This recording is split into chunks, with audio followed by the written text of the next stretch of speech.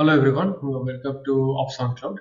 In this specific video, let's try to discuss about the concept of landing zones in Microsoft Azure. Let's try to discuss about specific architecture pattern, okay, which you can explain in your interviews, Azure projects, but it's also very good for your own knowledge. So in this diagram, basically, it's all about like how companies can set up Azure so that it can stay secure, organized, and scalable. It's more like a template kind of thing. Okay, that's what we call it as Azure Landing Zone. And this specific diagram is picked from Microsoft Landing document. I have not created this complete architectural diagram. All I'm trying to do is trying to explain how things works using this diagram as a standard template. Okay. So you can think of Azure like a company campus kind of thing where you have a tenant. Tenant is more like the main gate plus the entire identity system. It's more like who can sign in. And then you have management groups. Management groups are more like folders, okay, so that we can organize many subscriptions and we can apply rules at scale. And subscriptions are more like separate building plus security boundaries, and resource groups are your specific project folders, okay, which will stay inside subscriptions. This is how it has been categorized at top level. And networking wise, we have something called as VNets, which are your virtual networks, and you have NSGs and ASGs. These are like firewall rules at subnet level, and you have UDRs. UDRs mean routing rules. So basically, we can force traffic through firewall, and we have peering connections. So to connect two different virtual networks within Microsoft network, okay. And then we are following in this architecture, we follow something called as hub and spoke network architecture, where you have one specific central network hub here, and you have many VNet spokes which we can connect. Okay, that's how the network architecture is designed. Okay, so we can start from the top, which is the billing part. Okay, so before you can create anything in Azure, right, Microsoft must know who will pay for it. All right, so Azure always starts with billing, not the technology. Okay, so you cannot create a subscription unless it's connected to a billing setup. All right, so you have two types. One is like enterprise agreement, and the other one is MCA, which is Microsoft Customer Agreement. Okay, so here we are simply trying to define how does the company pay to Microsoft. In enterprise agreement, it's more like basically you have one big contract with Microsoft based on the pricing, all these things which will be taken by the company side. Okay, and in MCA, it is more like it's more flexible. Okay, and that is also something which we can use at enterprise level.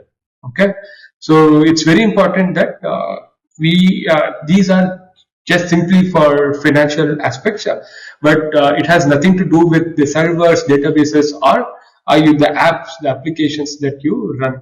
Okay, and with respect to the billing flow, right? So it's more like what to say. Microsoft sends the invoice here, and then you have your own within the organization. You will be having the legal and financial owners, so they will take care of the things.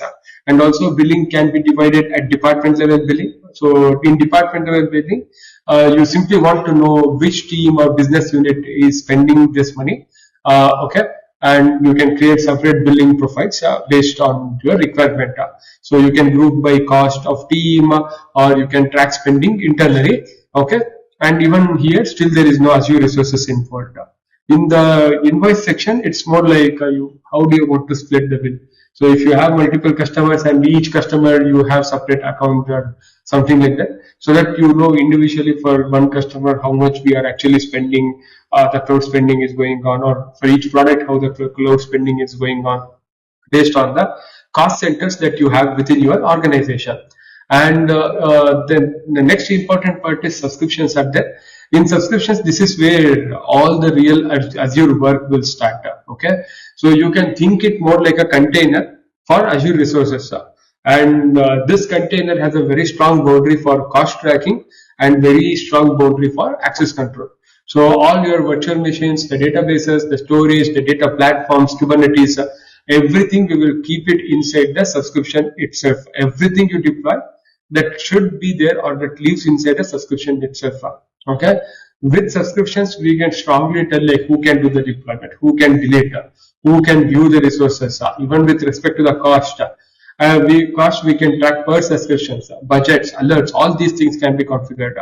Okay, and if there is any what to say misconfigurations or issues, right, the blast radius whatever is there, even that can be limited to one specific subscriptions only. Okay, so one of the major reason why we create multiple subscriptions is because we can isolate based on the environment, teams, or some kind of compliance. All these things can be followed here. Okay, so the overall takeaway here is in billing part we are trying to define who pays. In the subscription part we are trying to define where the work happens and how it's actually being controlled.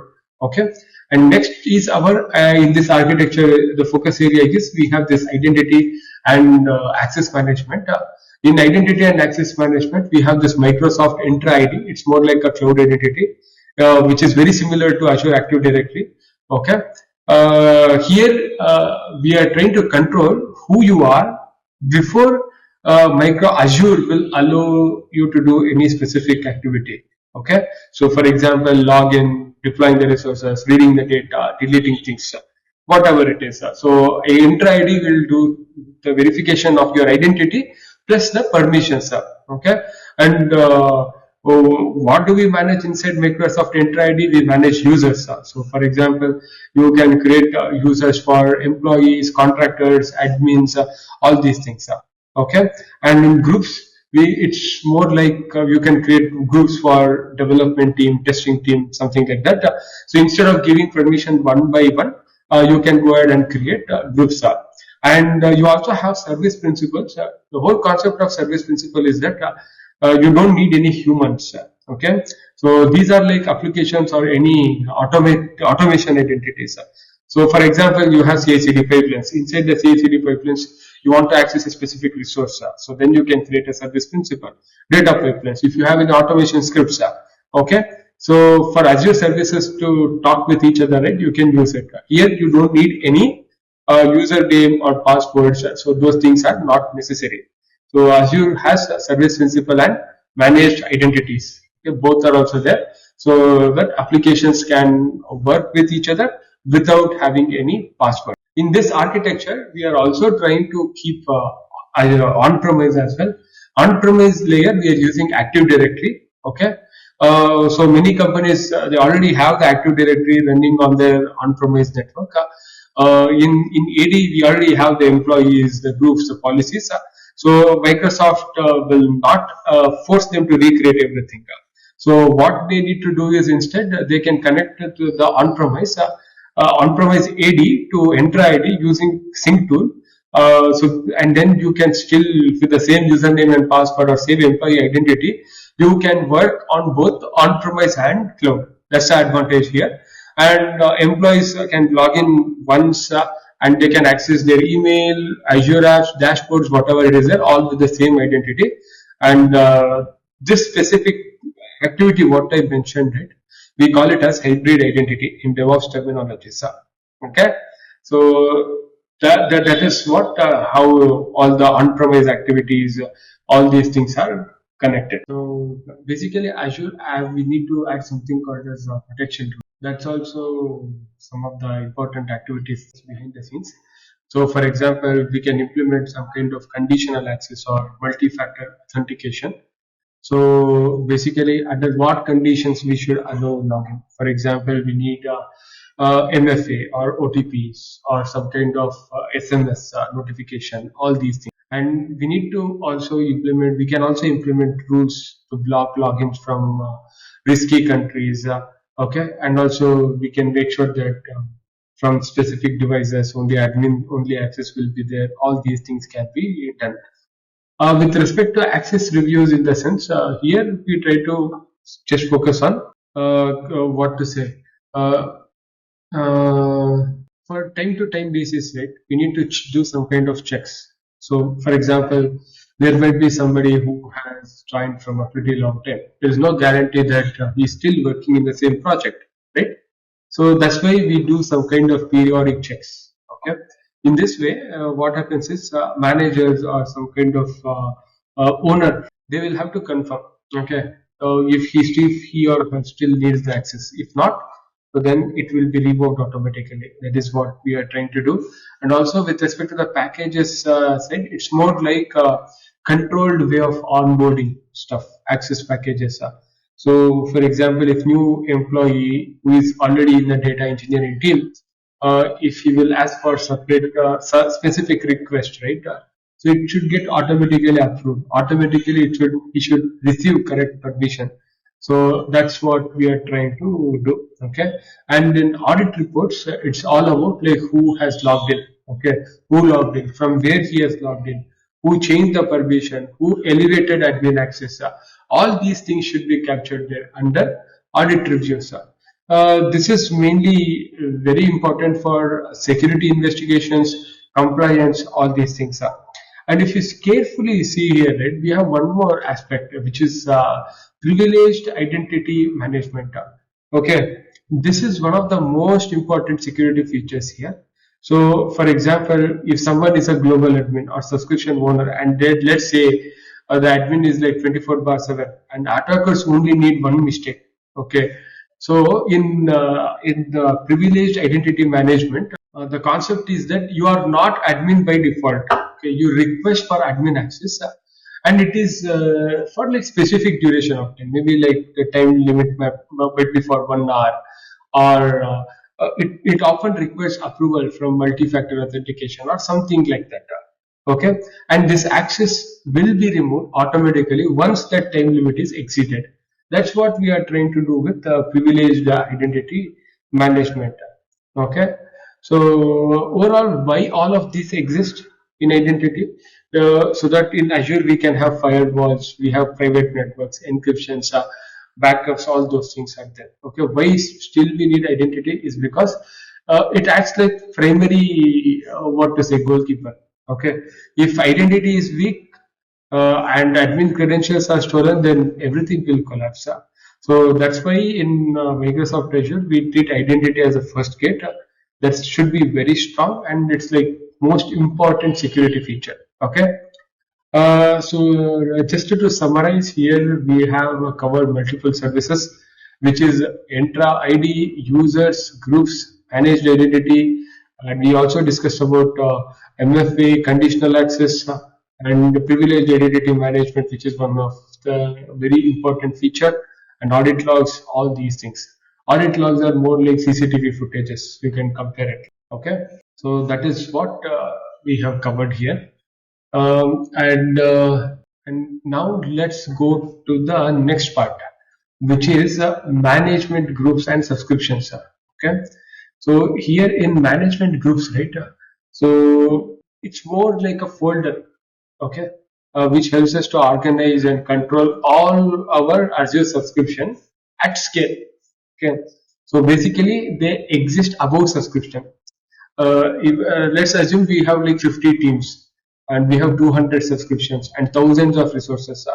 If you don't have a proper structure, everyone will do things differently. Okay, and the security rules will not be consistent, and there is a very high possibility the cost will simply explode, and auditing becomes very difficult. Okay, so that's why Azure has given you an option to create management groups, so that we can organize our subscriptions. We can apply rule once, and also we can make sure that we can enforce security and governance everywhere. Okay, here you have something called as tenant root group. So what is this tenant root group? So this is like at absolute top level of the container. Okay, so this tenant root group is created automatically, and it contains all management groups and subscriptions under it. Okay, and only very few global admins will have access for tenant root groups. Okay, think of it like a root folder for entire Azure organizations.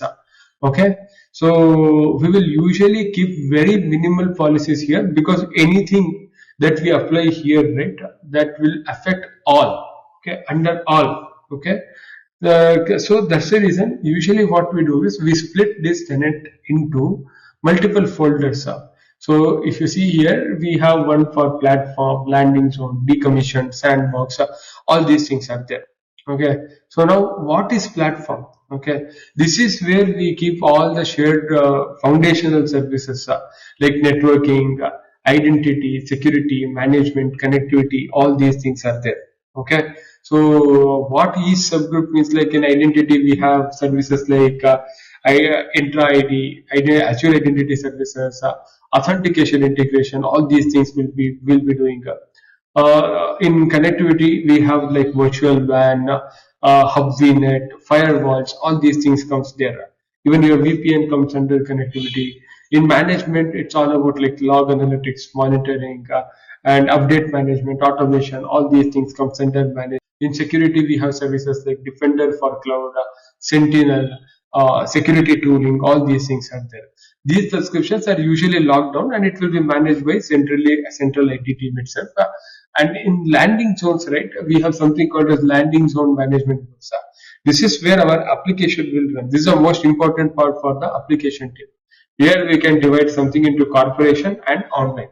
So what is this landing zone? It's more like a pre-secured Azure environment, or like a template compliant Azure environment, where the where application subscriptions are already placed, and it is ready for teams to deploy their workloads. So corporation will be used for internal applications and internal backend systems, where the connectivity should happen within the corporate network. It has more restrictions. And if you see online, in online, it's for the public facing applications, the public APIs, internet facing applications, your websites, all these things comes there. Sandbox, as the name itself suggests, it's mainly for if you want to do some kind of experiments, if you want to do some learning. POCs, like where you want some less cost environment, that's where Sandbox comes into picture, where you have budget limitations. And decommissioned is more like we have this old subscriptions. If you have some legacy projects, some client was earlier, they were there, now they are not there, but you still want to keep those artifacts and all, or the environment up or something, or just want to keep that running, so you can keep all those things under decommissioned. Okay. So that is what we are trying to do here. And also the most important concept is the policies and permission, they always flow down. Remember, policies and permission, they always slow down. Okay. So anything that we are applying to management groups, right, automatically they applies to every subscriptions under it. Okay. This has Azure policies, RBAC permission, security standards, all these things are included. So for example, let's assume you apply this policy at landing zone. Okay. Management group. So now here you will allow only India regions, and the resources must have tags for owners and cost centers, and the public storage is denied. So now what happens? The landing zone policy, when we are applying right here, so we have this corporation one and online. So here every subscriptions like corporation, online, all these things. So basically they can only deploy in India region, and they must include the owner and the other required tags, and they cannot create any public storage. Even if a new subscription is created tomorrow, it will inherit the rules from this landing zone itself, management. So, and there is no need to reapply policies again and again for the subscriptions which come under it. Okay. So especially when you work with larger projects and larger organization, so you will have to apply rules subscriptions by subscription, and there is a very high probability when humans are managing it, they might forget. Okay. And because of this, there is a possibility of some kind of security gaps entering the systems. So that's why the design has been created like this. So because of this, the governance is completely centralized, and we are almost automatically enforcing things, and this will easily work at scale, and it's manageable. Okay. So that's what it is. You can simply think of this root folder as a C drive, and management groups like your Windows laptop, and subscriptions as subfolders and resources as files. That's what you can compare it. Okay, and one more thing is one more area to focus is um, yeah. With management groups, we are simply trying to organize subscriptions and enforce the rules at scale. Okay, so that's what we are trying to do, so that governance is completely automatic, and we are trying to reduce as much manual efforts as possible here. Okay, that is what we are trying to do with management. So now let's go to subscription part. Okay, so if you see here, we are using a concept called as shared service subscriptions. So these are like Azure subscriptions, which will provide some kind of generic capabilities, okay, for application and other teams. So what happens here is, like, instead of running each app, running its own firewall, running its own identity server, running its own monitoring, all these things, right? The companies can build this once centrally, and everyone can connect them. That's the whole concept of using such kind of subscription strategy. Okay, so because of this, you have very strong security, and it's low cost when compared to other models. And also the behavior is always consistent, and since everything is there in one is grouped, if you want to debug or if you want to think about an operational standpoint of view, it becomes very easy and simple. Okay, so if you see here, we have something called a security subscriptions. So what is the role of security subscriptions? Here, this is more like a central security command center kind of thing. This is one place where the security team can watch for the entire Azure environments. That's what we are trying to do here. So here we have it basically, it has a central log analytics workspace, okay, which will connect the security related logs from all the subscriptions and all the regions. For example, like sign-in logs, firewall logs, and also the VM security events. If there is any suspicious activity, everything is tracked here. All security data flows will happen into one place. And also we have Microsoft Sentinel is there. Sentinel sits on top of the logs. So what it does is, it will try to detect threats using rules and analytics. And it will also try to correlate event across all the subscriptions, and it creates security incidents. Okay, so that and also it can auto respond based on this SORA principles. Okay, for example, if there is a login from a risky country and there is a firewall alert, and it will identify anomaly, and Sentinel create one incident. Okay, so that's what it is doing here. And we also have this defenders and other security tool. Okay, so these are basically for the complete security posture management, vulnerability assessments, all these things, and even threat protection. All these things, extra tools can also be used here. So what happens is, every subscription sends the security logs here, and security team can monitor the dashboards.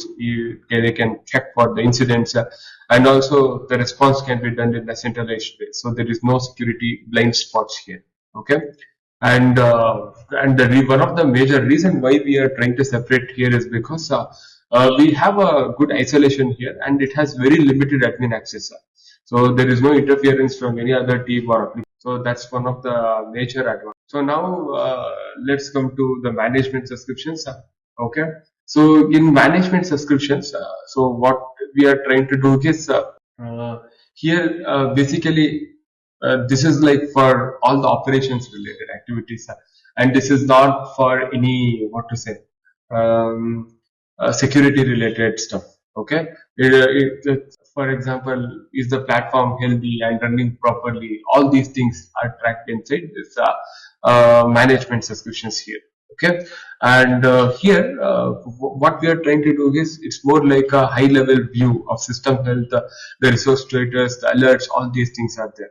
And here again we have this log analytics workspace. Okay, so where we try to get different from the security logs. I mean, like, it's completely different from the security logs, but here we have like VM performance metrics, application health, application insights, platform telemetry. All these information will be captured in this specific log analytics workspace. Here we can also implement some kind of alerting mechanism, So when CPU is high, when server is down, or if there is any increase in the latencies, all these things can be tracked. So here we can also have a track of what are the resources that is there, and what are the things that is getting changed, and who changed it. Everything can be tracked, and that this management. So for example, like the ops team or SRE team, they can watch for the uptime, performance, failures. Okay, in a much more proactive way. That's the whole intention here. And now in this architecture we also have a separate subscriptions for identity subscriptions. So this is like a very important dependency. So if this fails, almost everything will fail here. Like users can't log in, okay, and application can't authenticate, and simply if you have any automation, all these things, right, everything will break in one shot. So that's the biggest problem. So you should be very careful. It should be isolated, protected tightly, and it's very important. Okay, so it has like multi-region setup. Okay, it supports multi-region, like region 1, region up to region N. Okay, region N you can keep some kind of backups. All these things can be managed here. Okay, but these things can be extended for multiple regions without any issues. Okay, and also we have network building blocks. Okay, so network building blocks, in the sense, if you see here, we have virtual networks are there, right? DNS, UDRs, and NSGs. All these things comes under the networking part. So in identity service, right, you have two options are there. Okay, one is the domain components, the domain controllers. Sorry, so which we call it as DC1, DC2. All these things are there. Okay,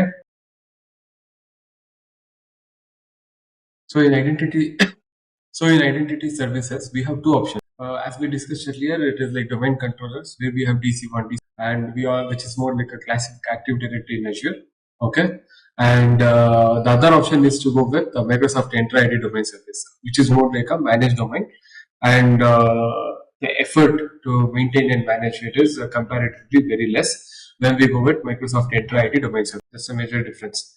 Okay, and if you see here, you also see something called as recovery service for. So why is this used for? This is basically used for backup and disaster recovery for identity specific components.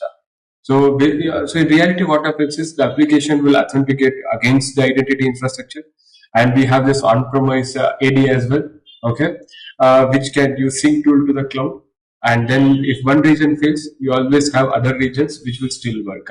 So this will, in return, it will increase the availability of your overall. And then we have something called as connectivity. So in connectivity subscriptions, what we are trying to do is, it's more like a network hub here. That's okay. The most important is like shared subscription, and this is act like a hub and spoke architecture. Here, this acts like a hub. Okay, connectivity subscriptions. All the traffic will travel through this. This is more like a national highway. Okay, at the end, if you want to travel from one state to another state, or one place to another place state throughout India, or something like that, you need one central path, right? So something similar to that. Okay, so what it has hub VNets. Okay, which has region 1 and region N. Okay, and then why we are using multiple region? To increase the availability, and it also has this DDoS protection, all these things. So DDoS protection is there, right? It will protect all the public employed endpoints, and it will protect the applications from large scale attacks. All these things. It's more like a security feature. And then we have DNS service.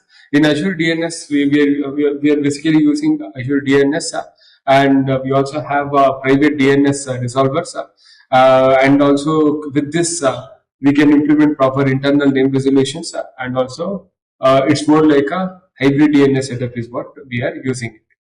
And we are using VPN gateways. Okay, through VPN gateways, we'll be able to connect through on-premise, and also we have express gateways. Even you can use that one to do the same activity. Okay, it's more like from Azure to on-premise connectivity, and it is completely secured, and it happens in a controlled manner. Okay, and then you have Azure firewall policies. This is more like an inspection point. Okay, so it controls all the outbound traffic, outbound internet traffic, inbound access. Okay, and from different spoke, right? What kind of traffics will come in? Those things and all are controlled here. Azure firewall policies. Okay, so if you see, we also have something called as VNet peering. This through this setup, right, we'll be able to connect the hub to the spokes. Okay, like if you have a corporate landing zones, online landing zones, and all are there, right? So if you want to connect, you can use that. Okay, through hub. Okay, so basically what happens is every app network is a spoke that will connect to a hub. Okay, and we will not connect directly to internet or on-prem. All the centralized control will happen in this hub area. All the outbound internet traffic, access to on-premise, and whether one app can talk to another app, security inspections. So the hub will control all of these things. Okay, why it's important? Without hub, what happens? Every application build its own firewall, and network rules will differ, and security holes will appear. With hub, it's more like a centralized control. It consists of security, easier audits, and it is completely at a lower cost. Okay, and one more thing is, if you see, we have the security subscriptions in security subscriptions, right? So it's more like a policy HQ headquarters, and management subscriptions are like city operation centers, and identity subscriptions are mainly like citizen registries, and connectivity subscriptions is like highway checkpoints, border control, all these things. You can map it. I'm just trying to give you an analogy of how you can imagine. Okay, so now then let's try to understand about this landing zone subscriptions, where our actual applications, the live applications, will be running. Okay, so landing zone subscription, in the sense, it's more like a pre-secured, pre-configured Azure environment where application teams will be able to deploy their actual workloads, actual applications. Okay, so who is the owner of these landing zone subscriptions? It is your application. This is where DevOps engineers, all these guys who work with the application teams, comes into picture. And it's always isolated from other apps. Okay, but it will be connected to the identity, network, security, all the other things, and monitoring all the other things which we discussed earlier. So here we are using again multi-region setup in landing zone subscriptions. Why we use multi-zone? Because we want high availability and we want disaster recovery. That's the reason. So inside each region, it's more like a spoke VNet, and each landing zone has its own VNet, so that we have proper network isolation, and no one application cannot see another application by default. Again, here also we are using DNS. It's meant for like name resolution, so that application can resolve the databases, the APIs, the private endpoints, all these things. Okay, and then you have this UDRs. What are UDRs? Defined routes. Okay, these are like traffic rules. It's important rule. All outbound traffic must go through hub firewall itself. Okay, because of this, I mean, like bypassing of any security things, direct internet access, all these things can be avoided. And NSDs and ESDs are mainly, again, it's for network security controls. In NSDs we have allow and deny traffic. In ESD you have group resource logically, so that we can control like how exactly the traffic flow happens. Okay, and we can simply protect workloads inside these spoke network. And the resource groups, as we already discussed, it's more like a logical isolation inside the subscriptions. Okay, so for example, you can have your own secrets, certificates, encryption keys isolated for those specific applications, or those specific resource groups, all these things. For storage area, we can use blobs. Okay, and we have this app data, staging data, all these things can be handled. That totally depends on how your system, your architecture, all these things. So for backup, we can use site recovery.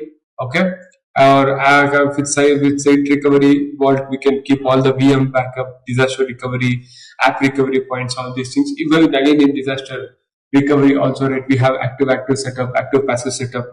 That again depends on the budget, the cost, and what is the SLAs, RPO of your application. All these things are comes into picture. Even in this application, or even in this subscription also, we have this log analytics workspace, because we need to collect. Here we will connect application logs, performance metrics, and diagnostics, all these things.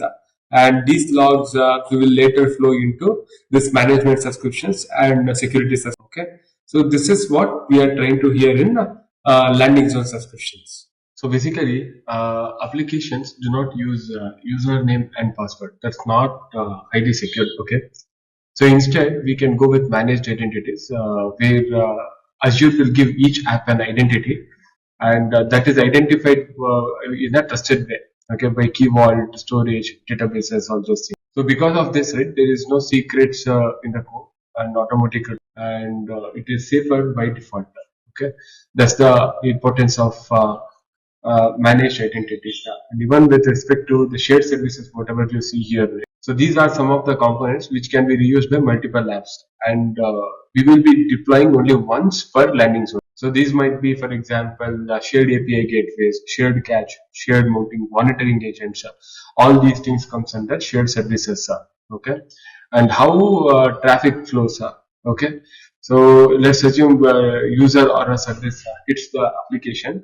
Okay, and then basically what happens is you have this outbound traffic, hub firewalls are there, so which will be forced by the UDRs. Okay, and then there is no direct access or direct flow towards the internet. Basically, we have this from the firewall, the traffic can go to the internet. Okay, which allows only like sites only or to on-premise through VPN or express route, and it will block if not allowed. And we have this logs and metrics flows, which is more like app logs. So basically, we have, as I already told you, right, log analytics, app logs, security logs, metrics, with the management. All these things will be there. Okay. And one more thing is again with respect to the sandbox subscriptions. If you see here, right? So here, as I already mentioned, again, everything will be there at a very low level. Okay, at a very minimal level. So it's only for learning purpose or POCs, or if you want to do some temporary testing, hackathons. So those things and all you can do it.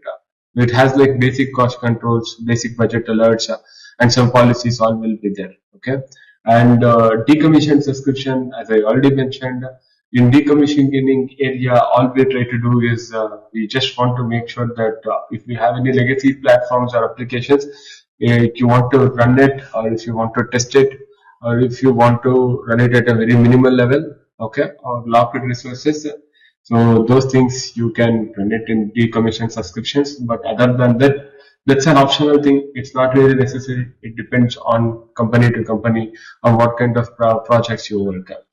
And in this specific architecture, when DevOps said we will try to use GitHub repositories for all our source code management, and for CI/CD pipelines, you can use GitHub Actions or Azure DevOps YAML pipelines. All these things can be done. Here we can have this role definitions, policy set definitions, role assignments. All these things can be done. Okay, everything can be controlled here. When I say role definition, it's more like a standard role-based access control. Policies are more towards security rules, compliance rules. Role assignment is more towards like who gets what access. Policy assignment is more like applied at the management group level and or subscription level.